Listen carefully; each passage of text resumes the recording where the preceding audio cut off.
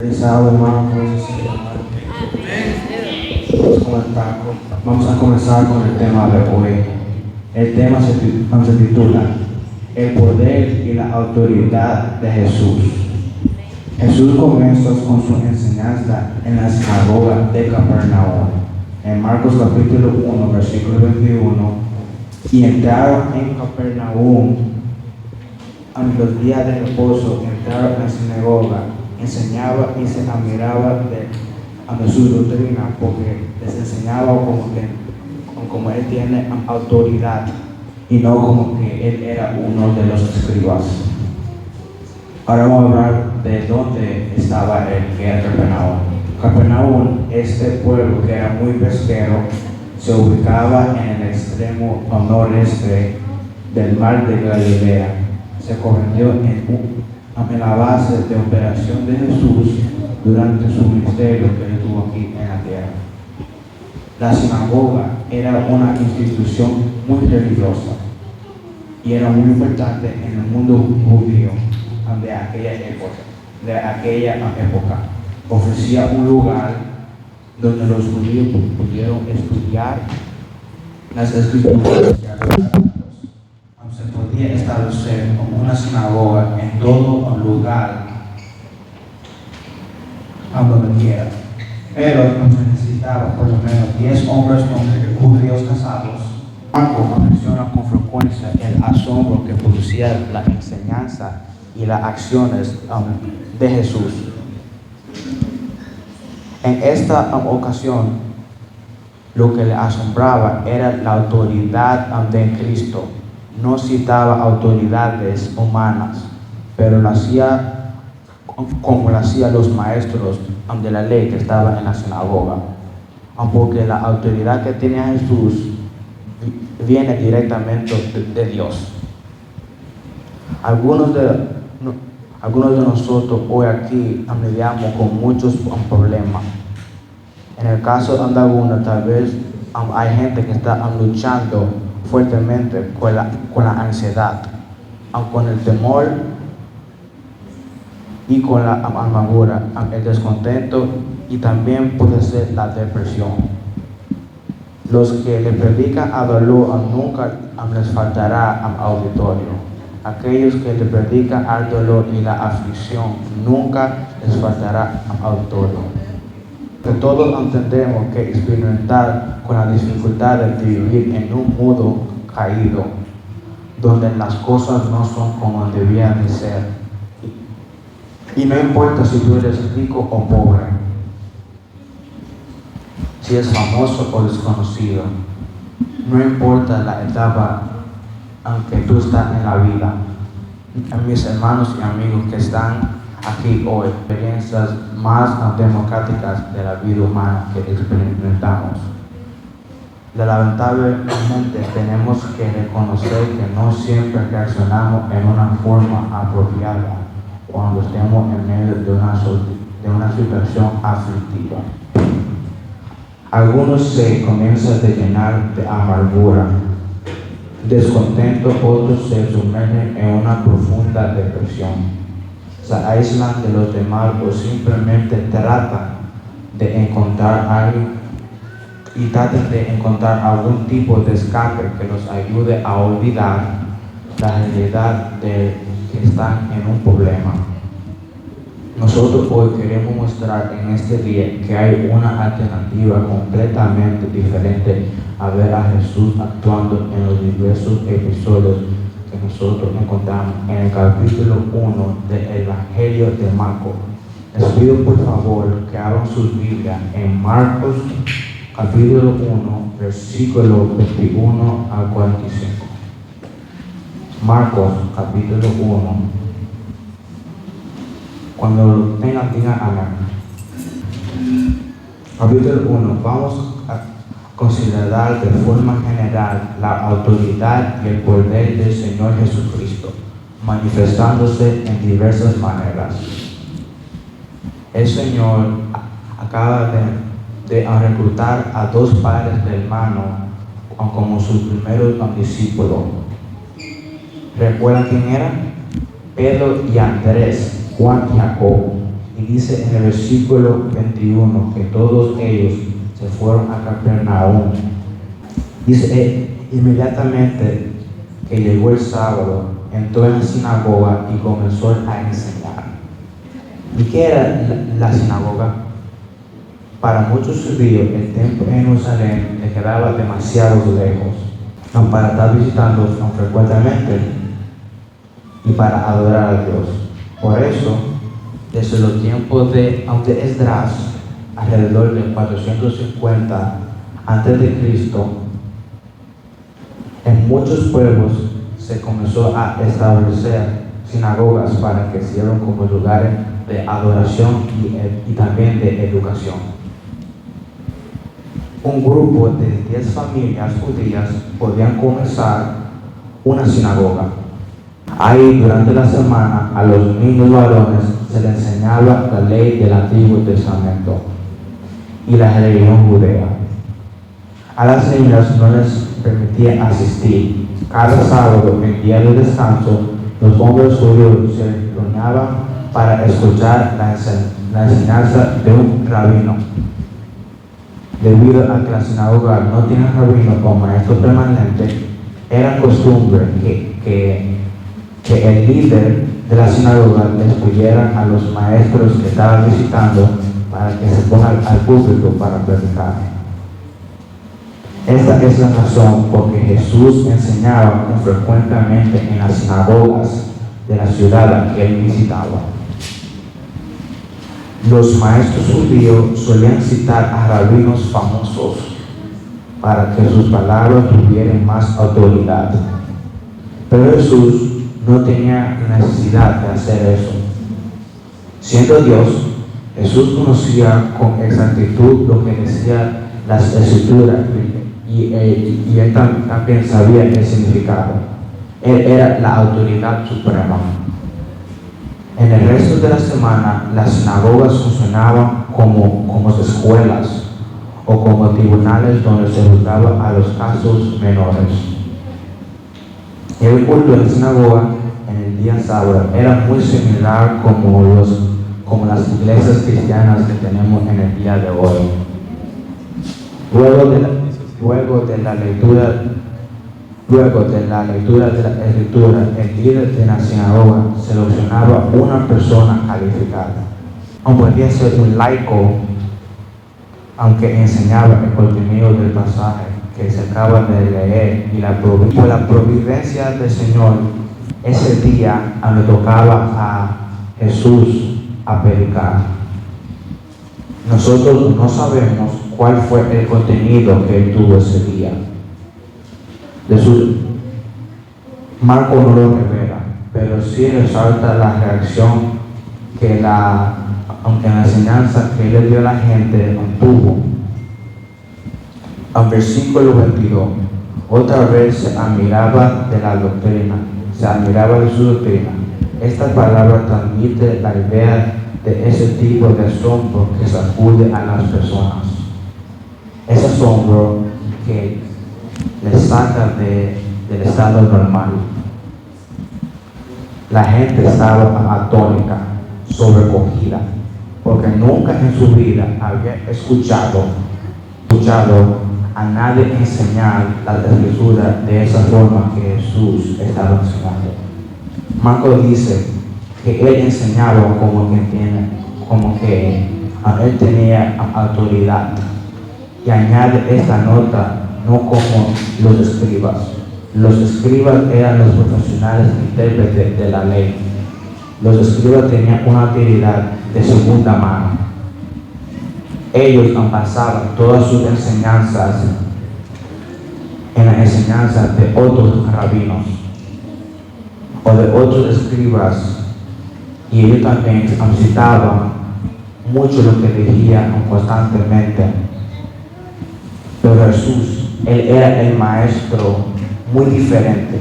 Él hablaba con la plena convicción de que sus palabras eran las palabras de Dios mismo. ¿Recuerdan ustedes ese monte? Os dice que fue dicho, pues yo os digo, esto es lo que los rabinos le han enseñado hasta ahora acerca de este texto, pero yo les traigo la interpretación correcta de las Escrituras. Yo les traigo la única interpretación que tiene validez. Ahora, imagínense la reacción de los escribas al escuchar las enseñanzas de Jesús y al percibir la reacción de la gente. Estos hombres eran los mejores y sabían más de la religión de Israel. Ellos eran los maestros de las Escrituras por excelencia, aquellos que las personas escuchaban con respeto y con admiración hasta que llegó Jesús a la sinagoga. Un hombre que ni siquiera había sido entrenado por ellos para ser un intérprete profesional de la Biblia, pero sí, la gente estaba en shock escuchando a Jesús hablar. Lo que sucedió después le puso la tapa al pomo, y ese nos lleva a nuestra segunda parte de este tema: la autoridad y el poder de Jesús sobre los demonios. Versículo 23. Pero había en la sinagoga de ellos un hombre con espíritu inmundo, un endemoniado, que dio voces diciendo: ¿qué tiene con nosotros, Jesús de Nazareno? Has venido para destruirnos. Sé quién eres, el Santo de Dios. Ese día había un hombre endemoniado en la sinagoga de Capernaum. En la sinagoga, una persona endemoniada. Hermanos, una iglesia o un lugar de adoración es el último lugar donde esperaríamos encontrar una persona endemoniada. No necesariamente. Él tiene sus secuaces y lo tiene en todas partes. Así que este hombre fue a la sinagoga ese sábado. Quizá había estado allí antes, pero no podía soportar las enseñanzas de Jesús. ¿Quién sabe cuántas veces este individuo había visitado la sinagoga sin que nada le hubiese molestado? Pero ese día fue completamente diferente, porque era Jesús el que estaba enseñando las Escrituras. ¿Saben una cosa, mis hermanos? Al diablo lo tiene sin cuidado lo que ocurre en algunas iglesias los sábados en el día de hoy. Sin cuidado, siempre que el predicador hable de Dios en sentido general y cite las Escrituras fuera de contexto o sin confrontar a la persona con su pecado y presentar a Cristo como el único sustituto que murió en la cruz por nuestro lugar, Satanás estará siempre contento. Mientras eso no se haga, él estará contento. Mis hermanos, a él no le importa que la gente sea religiosa, siempre que no vengan a Cristo en arrepentimiento y fe.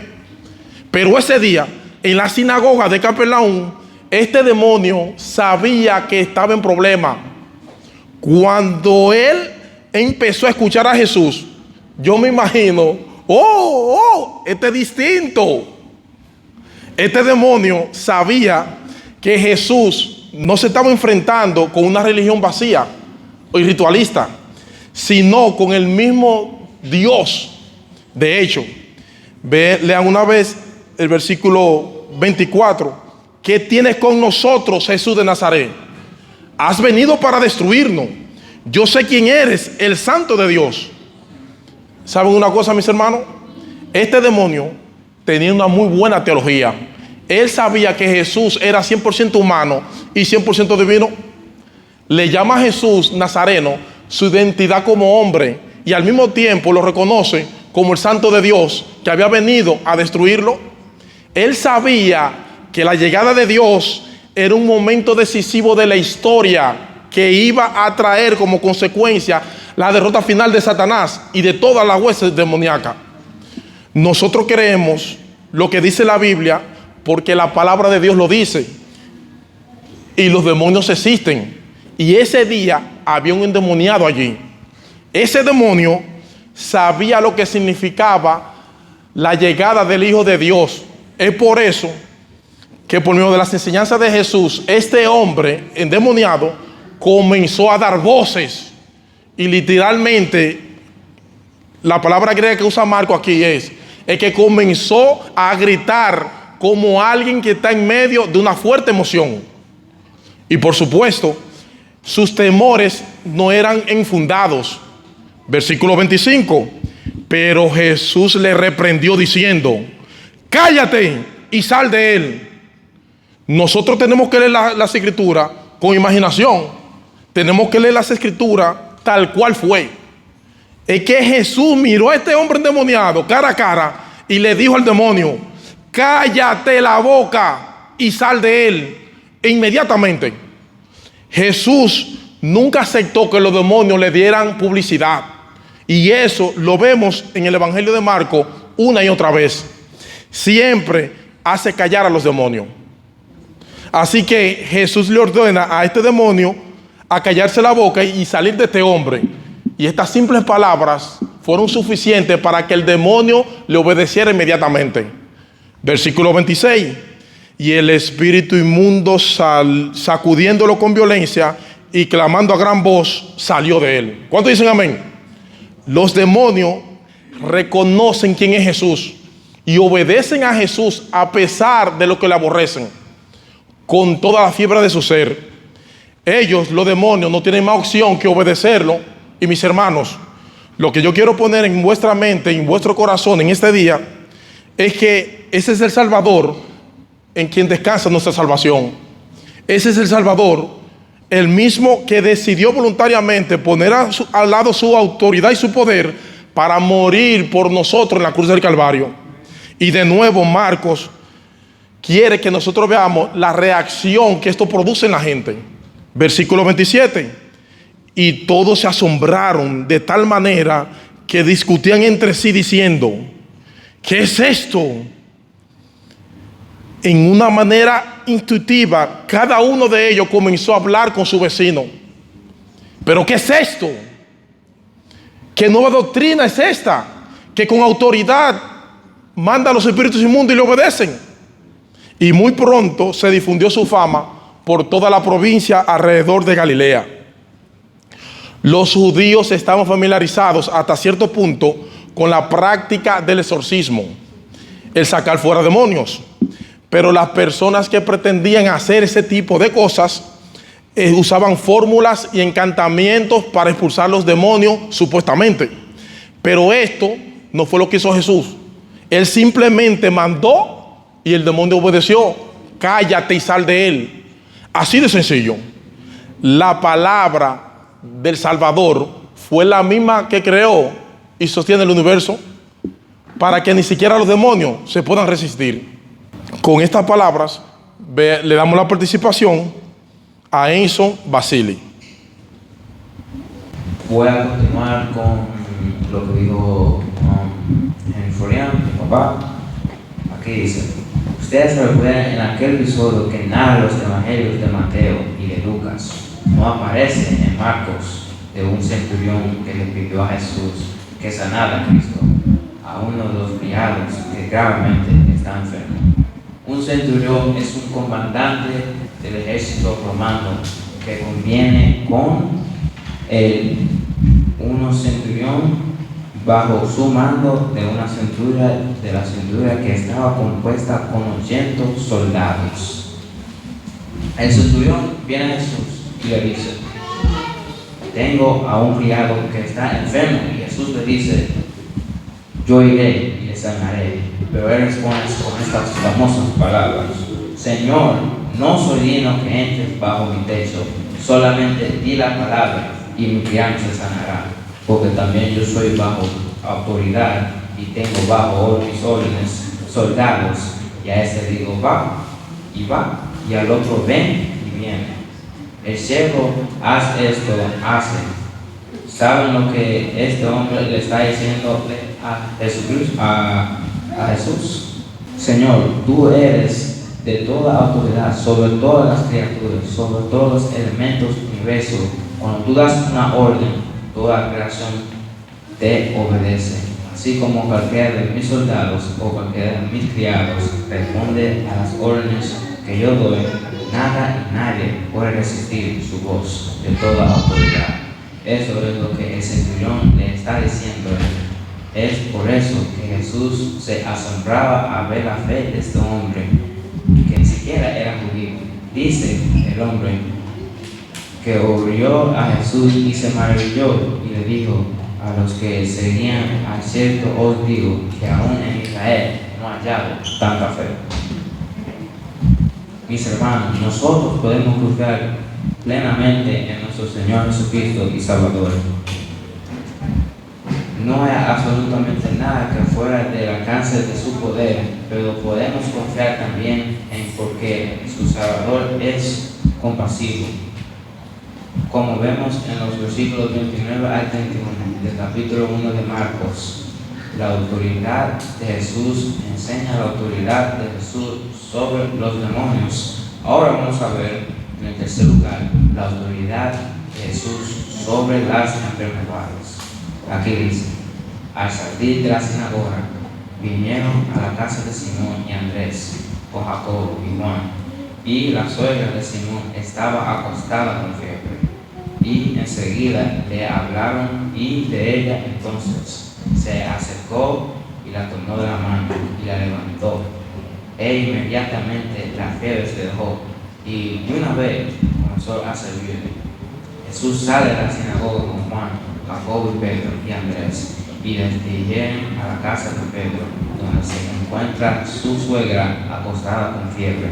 Y Lucas era médico, dice en sus evangelios, que tenía una gran fiebre.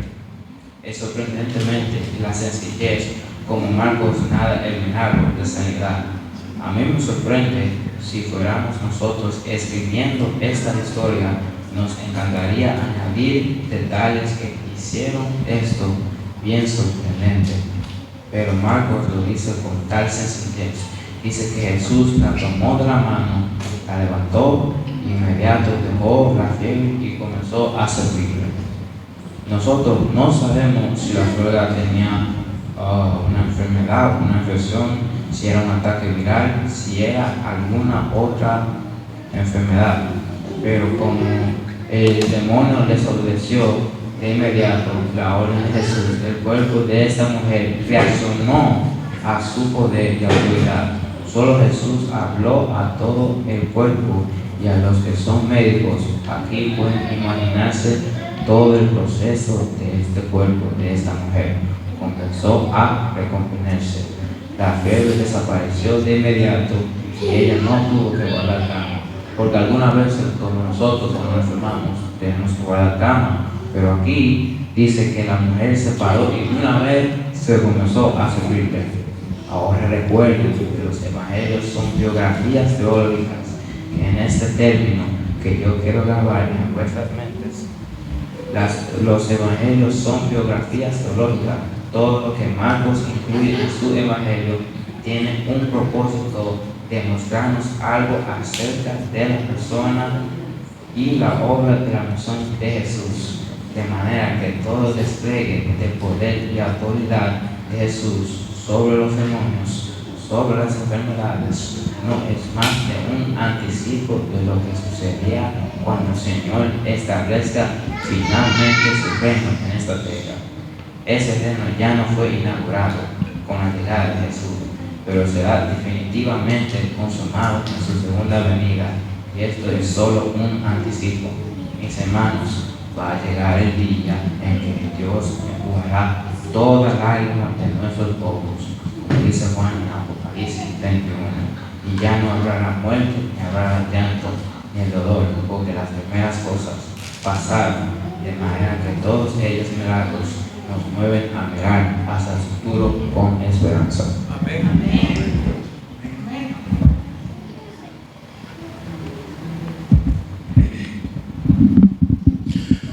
Todos esos milagros nos mueven a nosotros a mirar hacia el futuro con esperanza. Señores, Dios ha sido glorificado. Sigamos en Marcos capítulo 1. Recuerden también, mis hermanos, que todo esto estaba sucediendo en el día de reposo, es decir, en el sábado. No olviden eso. Estamos todavía el mismo día. Cuando Jesús fue a la sinagoga, predicó la palabra, cuando sacó el demonio, fue el mismo día. Los judíos guardaban el día de reposo de puerta del sol del viernes a puerta del sol del sábado. Y una de las reglas que los judíos habían impuesto celeste para guardar correctamente el día del Señor era que nadie podía llevar carga, ni siquiera para ayudar a otro, ni siquiera. Para que ustedes tengan una idea, cuando un fariseo era muy estricto en guardar la ley, salía de camino en el día de reposo y caía un aguacero, según los rabinos, este hombre debía quedarse parado esperando que la ropa se seque, porque caminar con una ropa mojada no se podía. No se podía usar caja de dientes en sábado porque era una carga. Eran bien estrictos los escribas y fariseos.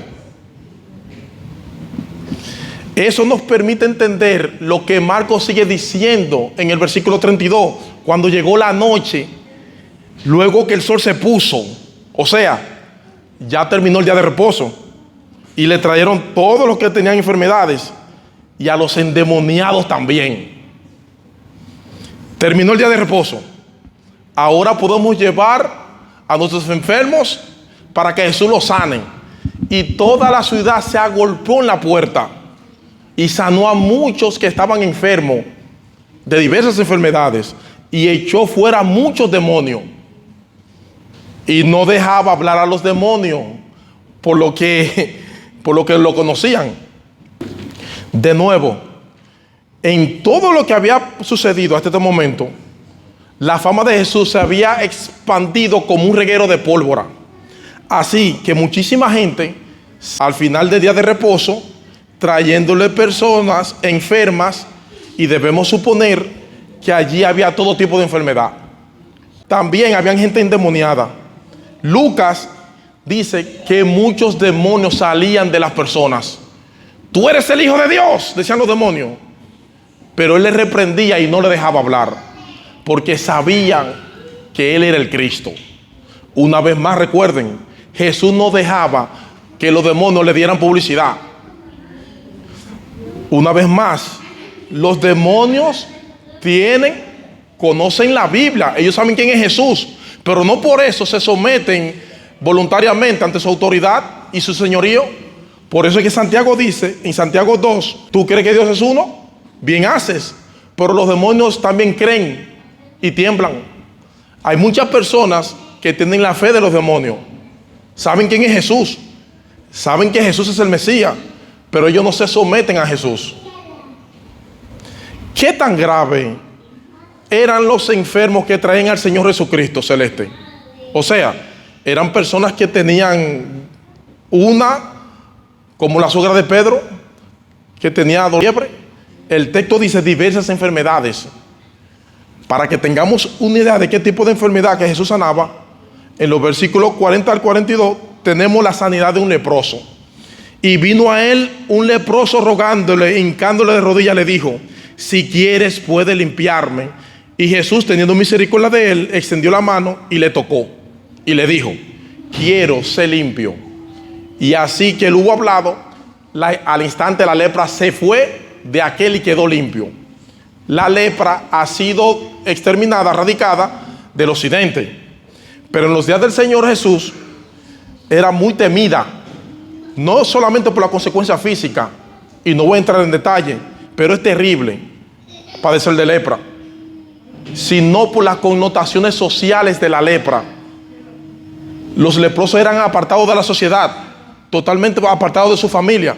Ninguno de ellos se atrevía a tocar a su esposa o a sus hijos, no solamente por temor a contagiarse, sino porque algún enfermo de lepra. ¿Cómo fue que en medio de este gentío alrededor de Jesús, el leproso pudo llegar hasta Jesús?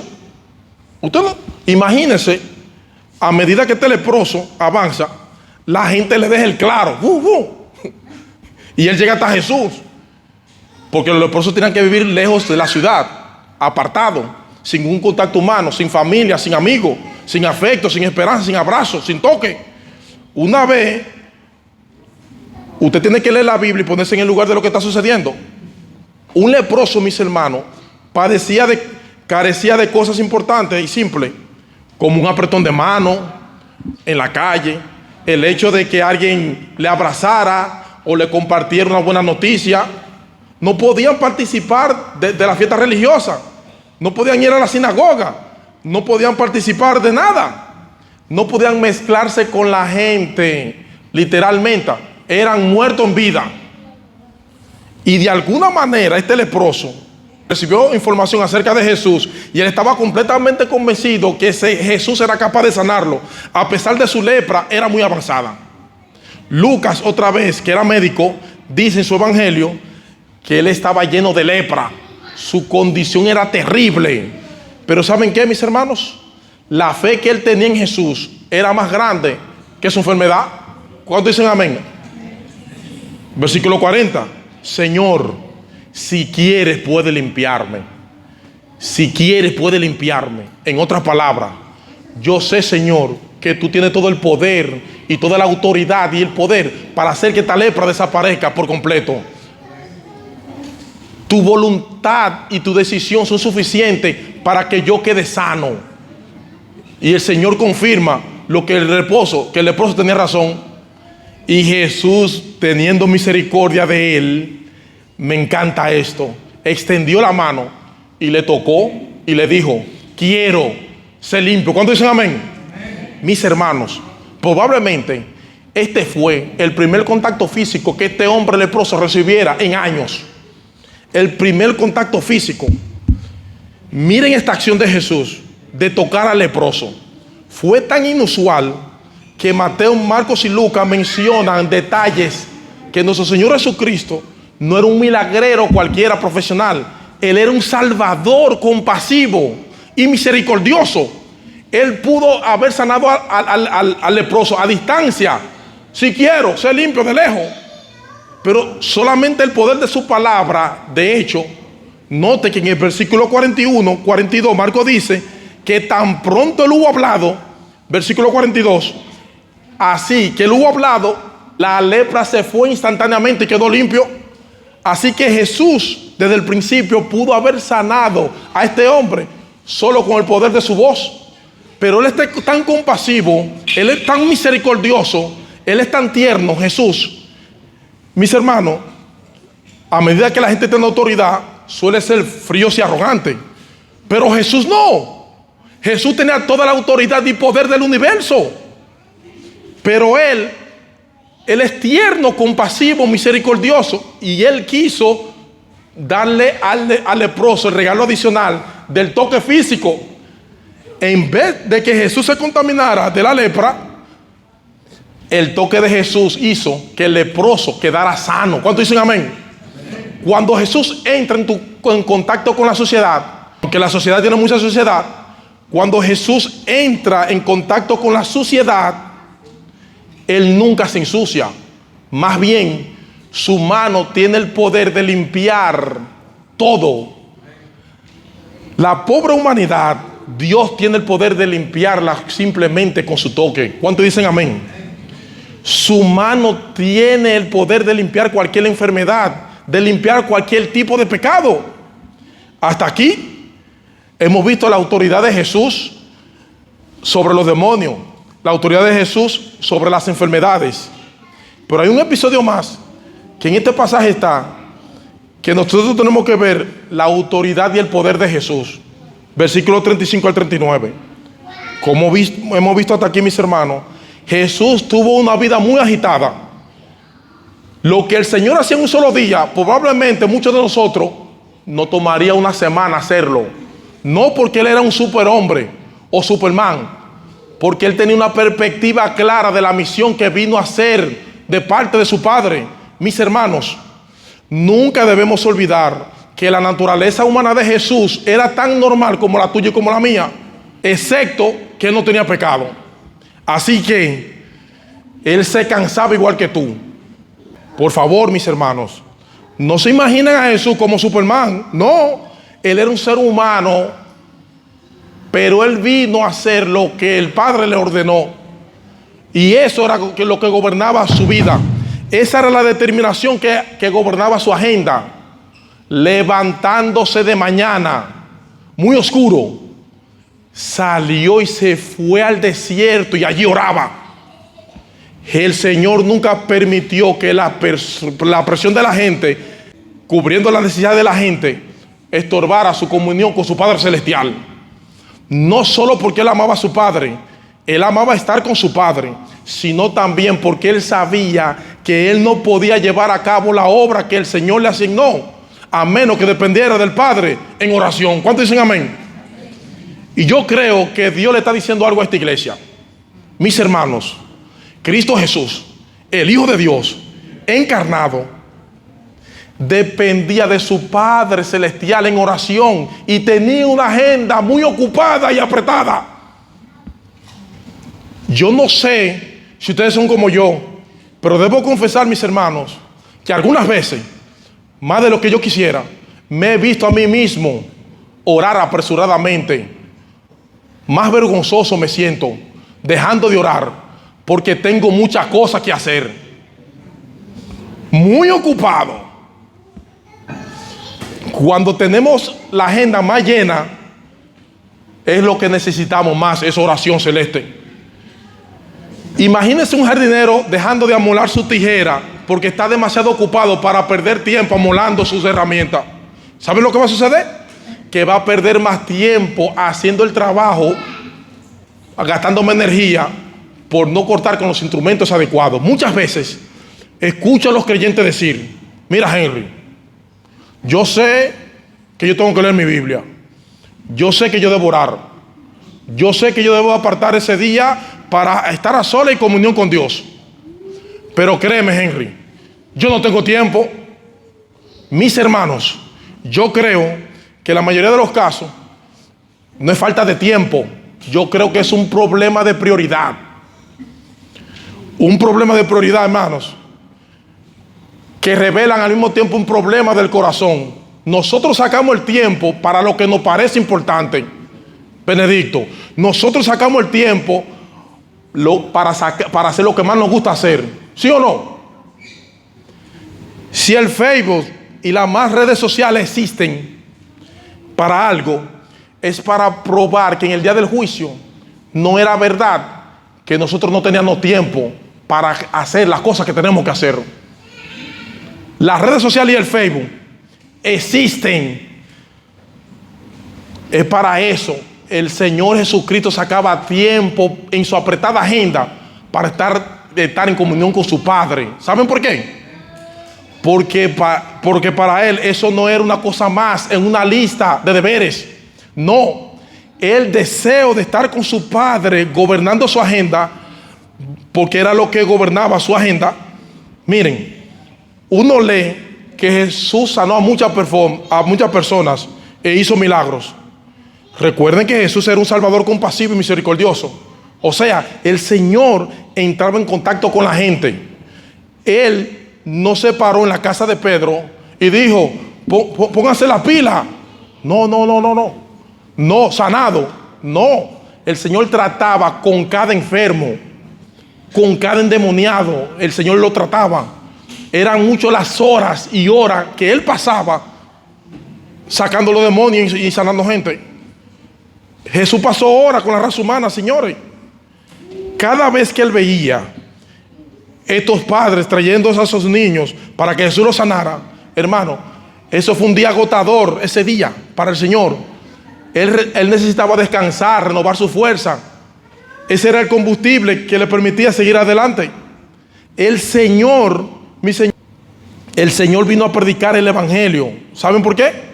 Porque es a través de la predicación que Dios salva a los pecadores. Y no deja de llamarme la atención lo que sucede en Hechos capítulo 6. Los discípulos aprendieron la lección. Cuando las viudas estaban siendo desatendidas y le dicen a los discípulos: hagan algo con esto. ¿Qué dicen los apóstoles? Busca entre vosotros varones que se encarguen de eso. Nosotros persistiremos en la oración y en la predicación. Lo mismo que insistió Jesús. Oraba y predicaba. Ese era su lema. Una de las razones por las que Cristo le dijo al leproso que no le contara nada a nadie de su sanación, lo que le había ocurrido, era porque Jesús no quería que lo siguieran por motivo equivocado. Versículo 43. Entonces le encargó rigurosamente al leproso y le despidió y le dijo: mira, no le diga a nadie nada. Si no ve, muéstrate al sacerdote y ofrece por tu purificación lo que Moisés mandó para testimonio a ellos. Pero qué cabeza dura somos nosotros, mis hermanos. Y el leproso, ¿qué hizo el leproso? Hizo lo mismo que Jesús le dijo que no hiciera. Versículo 45. Pero ido él, lo publicó. Y alguien de usted diría: pero bueno, Henry, entiende que él está acabado de ser sanado. Henry, cualquiera se siente gozoso. Él había recibido una sanación. ¿Cómo usted quería que ese leproso se quedara callado? Es que Jesús lo mandó que se callara y que no le dijera nada a nadie. Hermano, ocúpate de hacer lo que Jesús te manda, aunque no te parezca lógico. Porque miren, lo que sucedió aquí, este hombre comenzó a divulgar el hecho que ya Jesús no podía andar en la ciudad, sino que se quedaba fuera en lugares desérticos, y vinían a él de todas partes. El leproso y Jesús cambiaron de lugar. Donde vivía el leproso era en el desierto y Jesús en la ciudad. Y ahora, por cabezadura de este leproso, Jesús tenía que irse para el desierto y el leproso en la ciudad. El punto es, mis hermanos, que Jesús no quería que la gente lo siguiera por motivo equivocado. ¿Saben cuánta gente van a la iglesia en el día de hoy atrás de un milagro de cualquier tipo? Jesús no quería que lo siguieran por motivo equivocado, hermano. Jesús no quería personas que fueran detrás de él atrás de un milagro. Él quería personas que se sientan satisfechos solamente con él. El tener a Jesús es suficiente. Jesús desea seguidores que amen la verdad, que quieran conocerle a él. Él no quiere personas que vengan a él que no sea otra cosa que tenerlo a él. Cristo es suficiente. Jesús es suficiente, mis hermanos. No todos los que siguen a Jesús son sanados de su enfermedad. Dios tiene un plan diferente con cada uno de nosotros, pero todos serán librados del pecado. Todos seremos librados de la condenación eterna si lo seguimos por los motivos correctos. Porque Jesús es compasivo, mis hermanos. Cuando estemos en medio de una situación conflictiva, nuestra esperanza no es que Jesús hará lo que yo quiera. No, nuestra esperanza es que Él hará lo que sabe que es mejor para ti. Vamos a tener todo lo que necesitamos en nuestras vidas. Vamos a tener, incluyendo cosas dolorosas, que son necesarias para llevarnos a la gloria. Es necesario que a través de muchas tribulaciones usted entre al reino de Dios. Mis hermanos, nosotros tenemos un gran Salvador en quien podemos confiar plenamente en medio de la aflicción. Él tiene poder y autoridad absoluto sobre todas sus criaturas. Nadie puede impedir que Dios lleve a cabo lo que Él ha trazado para ti. Nadie lo puede impedir. Aunque nosotros muchas veces no podamos entender lo que Él está haciendo, y de verdad, mis hermanos, la gran mayoría de las veces nosotros no entendemos a Dios lo que está haciendo con nosotros. Y seamos honestos, muchas veces no nos gusta lo que Dios está haciendo con nosotros, pero Él es el que sabe y sabe más que nosotros. Si mis caminos me llevan a la perdición y los caminos de Dios me llevan a la salvación, entonces sigamos los caminos de Dios. Mis hermanos, Él está sentado en su trono, gobernando todas las cosas para su gloria, para la expansión de su reino, para el cuidado de su iglesia, para bendecir a cada uno de aquellos a quien Dios pagó un precio de sangre en la cruz del Calvario. Tú eres lo más precioso para Dios. Él no está lejos de ti, Él está cerca de ti, Él está ahí al lado tuyo. Él nos bendice a nosotros, mis hermanos, y estará contigo hasta el fin del mundo. Si tú estás sin Cristo en esta mañana, tú necesitas venir a Cristo, pero tienes que venir a Él por las razones correctas. Por las razones correctas. Él tiene todo el poder y autoridad. Si tú vienes a Él. Él decidió hacerse hombre para morir por pecadores en una cruz del Calvario. Amigo, si hay algo que tú necesitas en este día, no es opcional. Si es algo que tú necesitas en este día, es venir a Cristo en arrepentimiento y fe. ¿Cuántos dicen amén? No para sanarte de alguna enfermedad, no para hacer un milagro, no para resolver tu problema financiero. Tú necesitas que Él te salve de la condenación del pecado. Tú necesitas reconciliarte con Dios confiando únicamente en Él y en su obra redentora en la cruz del Calvario. ¿Saben qué sucedió con la gran mayoría de las personas que lo seguían? Que escucharon ese día sus enseñanzas de Jesús, Ramón. Que vinieron, que vieron su milagro. ¿Saben lo que sucedió con la multitud? Nada, absolutamente nada. Ellos siguieron al otro día su vida normal. De hecho, más adelante Jesús lo dice en Capernaum: del Hades será abatida. Porque si en Tiro y en Sidón se hubieran hecho los milagros que se hicieron en Capernaum, hace tiempo que se habían arrepentido en ceniza y ceniza. Pero ellos siguieron siendo indiferentes al mensaje de Dios. Y eso es exactamente lo que sucede en muchas iglesias en el día de hoy. Las enseñanzas de Jesús continúan siendo enseñadas por medio de la predicación del Evangelio. Pero muchos están tan ocupados en las cosas de este mundo que no prestan atención al mensaje de salvación. Mañana vuelven a sus afanes y el costo de la palabra de Dios en sus corazones se desconecta.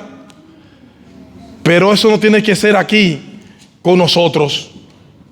Ven a Cristo, ven ahora en arrepentimiento y fe.